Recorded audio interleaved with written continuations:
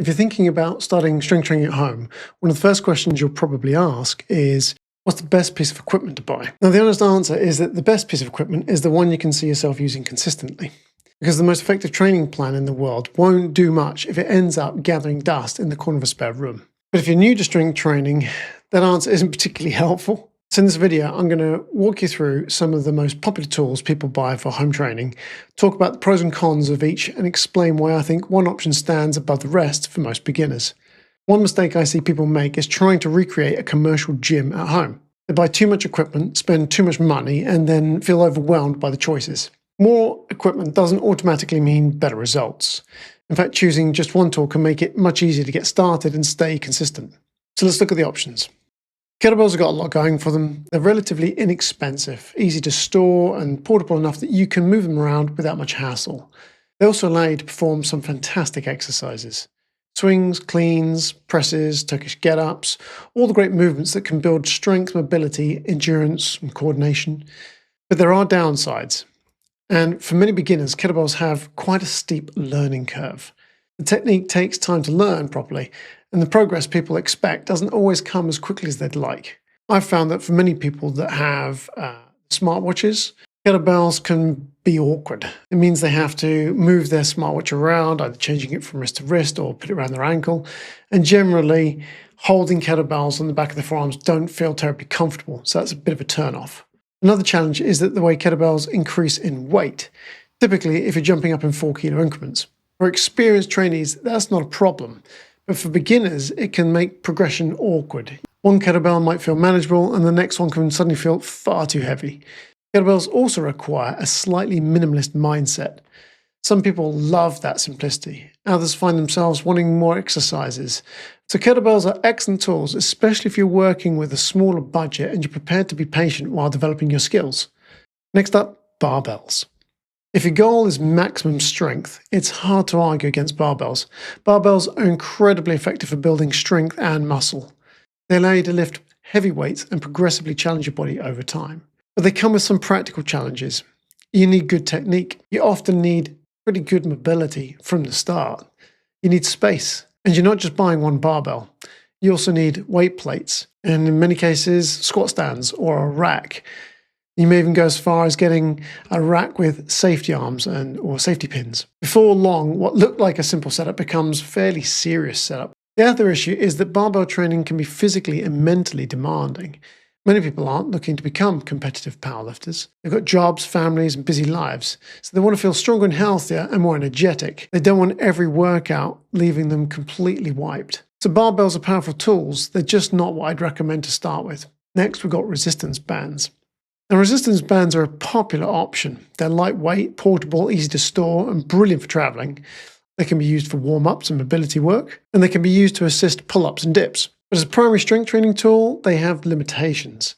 Bands do wear out. They lose their elasticity over time. Sometimes they snap. The resistance changes dramatically throughout the movement, which doesn't always match your body's natural strength curve. And perhaps most importantly, they're difficult to measure and progress accurately. For someone who's trying to get stronger and build confidence, it's often hard to know whether you're actually making progress or not. While bands are useful to own, they wouldn't be my first choice for building a home training program around. Now, I want to quickly mention Swiss balls, Bosu balls, balance boards. These are what I'd call the supplements of strength training. They have a place, and it's often in rehabilitation settings and physiotherapy environments. They can be useful tools, but for most people building a home gym, they're not really a very good use for money. Over the years, I've helped plenty of people recover from injuries using simple bodyweight exercises and free weights, with no need to bounce on any inflatable. If your goal is to get stronger, move better, and stay consistent, you can absolutely do that without them. Sandbags, ropes. Now, I actually like these tools. Sandbags can build tremendous, real-world strength.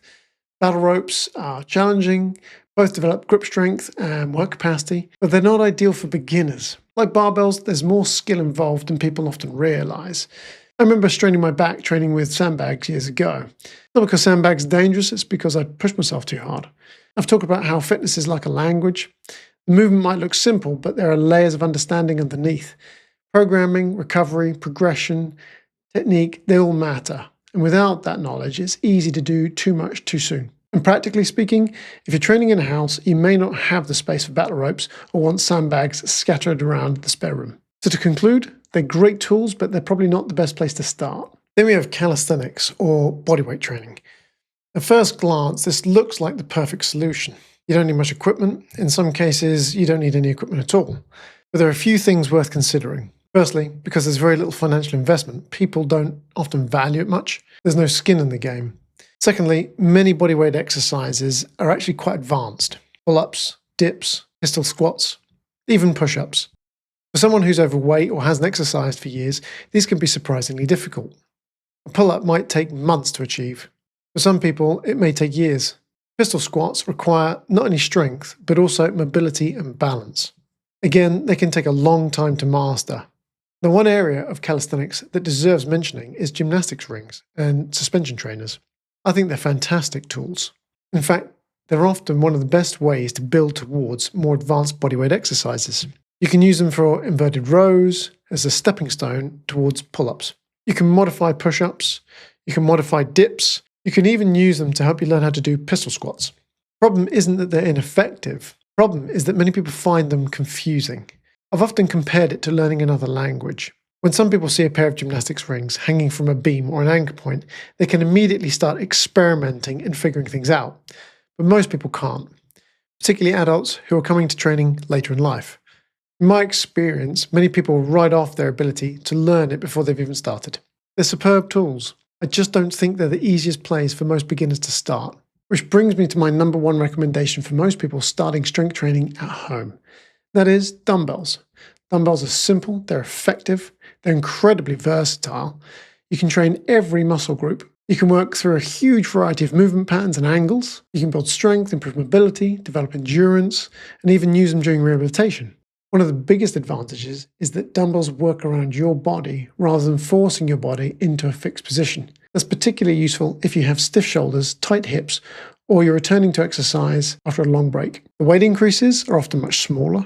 That means you can progress gradually and consistently without making huge jumps. The learning curve is relatively shallow. Most people can pick up the basic exercises quite quickly, see progress early on, and that helps keep motivation pretty high. And if you're working with limited space or a small budget, adjustable dumbbells can be a fantastic option. If you have the room and budget, a set of fixed dumbbells is faster to use and generally more durable. Personally, I've been using dumbbells since I was 13 years old. I started training in my parents' garage, copying routines from fitness magazines. If I could figure them out back then, you can absolutely learn how to use them now. And with the right guidance, you'll get results much faster than I did. One of the reasons I like home training so much is it removes many of the barriers that stop people exercising. You get privacy, you can train when suits you, there's no commute, no waiting for equipment, no distractions, and no worrying about whether other people are watching you. And for a lot of people, that's exactly what's needed to build consistency. So my recommendation, if you're looking to start strength training at home, I'd keep it simple. Buy a pair of adjustable dumbbells and a bench. That's enough to begin building strength, improving mobility, increasing confidence, and creating a sustainable training routine. There's lots of great training tools out there, kettlebells, barbells, bands, ropes, sandbags, and they all have their place. But if your goal is to get stronger, move better, and stay consistent without overcomplicating things, dumbbells are a great place to start.